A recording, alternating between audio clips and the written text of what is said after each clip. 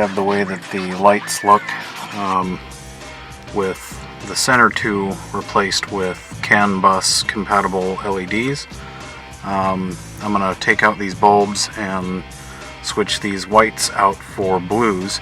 You can see the red gets a little washed out, the green is still okay, but I'm going to try and change those out.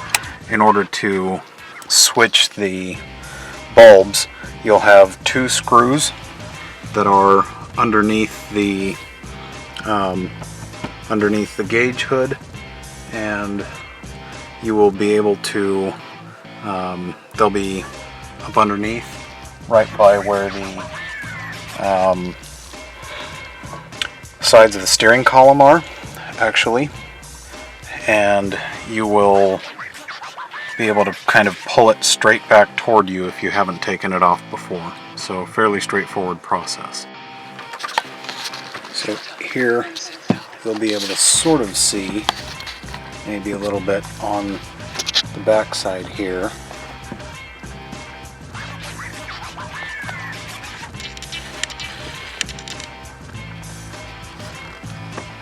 you'll be able to sort of see you have a couple bulbs back there that have to be replaced.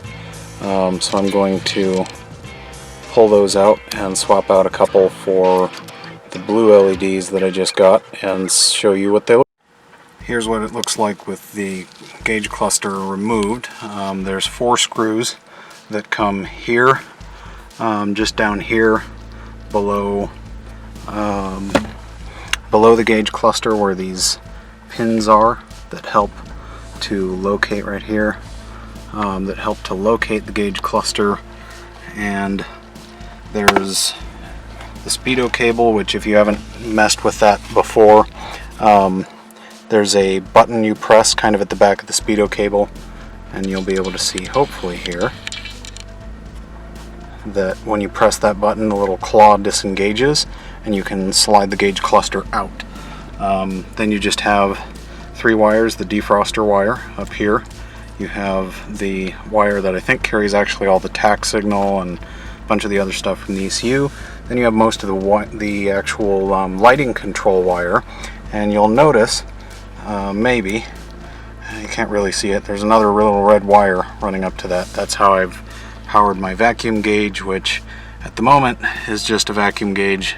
Won't read boost because I haven't been able to do the turbo setup yet, but I'm working on that plan. So I was able to wire up the both key switched power and illumination power so that I have both of those run down to a terminal block, which I installed down in the driver's side footwell, right in an empty void space behind the kick panel.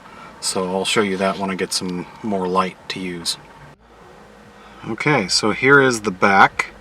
What we're looking at is the top two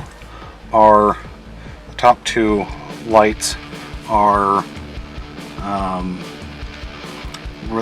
the turn signals. Then you have all of these green lights that are the actual just illumination lights. So they're here, here, here, and over here on the end. So those are the important ones. Those are the ones that are the backlight colors, and those are the ones that I'm going to try and change at the moment, because I think that's I swapped out these 2 center ones for LEDs, not the bottom one down here, but this one and this one. They're fairly easy to remove, and right now what I have is a surface mount CAN bus compatible double-sided LED. It's a little hard to see, but you get the idea. It's a T10 bulb, so that's the replacement you want to try. Now I'm going to try one of the couple of the blue LEDs and see what difference that makes. Here's a quick shot of the wiring that I did. I used a terminal block from AutoZone, and I have one block going to a fresh ground, and I also have both key switched power pulled from the cigarette lighter, and I also have gauge illumination power from the red wire coming into the gauge cluster. and the blue LEDs installed and all working.